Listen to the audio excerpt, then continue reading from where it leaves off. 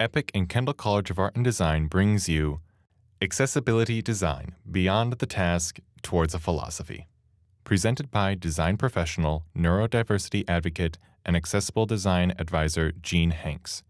Opening commentary by KCAD's professor of digital media, Bill Fisher. I started asking around to all the professionals that I know, are you designing accessibility into your websites, into your media? And the answer was no. Was I supposed to be doing that? and I have to admit, we were in that boat too. And I'm not making excuses, but I just think it's safe to say that the media industry in general is just not really aware of what their responsibilities should be.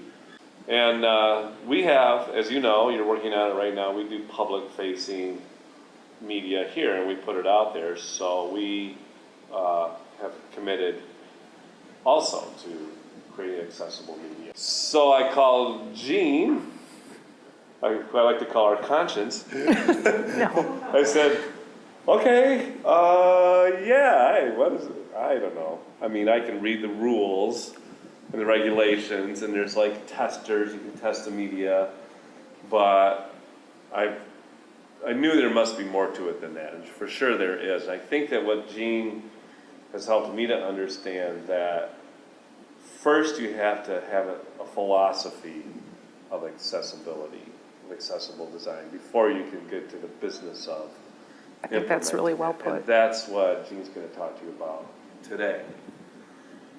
And with that, I will hand it over to Jean. So I'm Gene Hanks. I'm a continuing studies instructor here at Kendall, have been since 2010.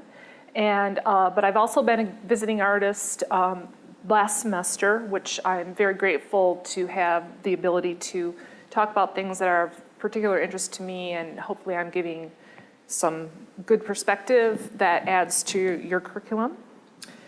I am a web developer, and my personal pronouns are she and her. I also have disability. I'm classified as on the autistic spectrum, so I have approached disability also from what we call the invisible disabilities.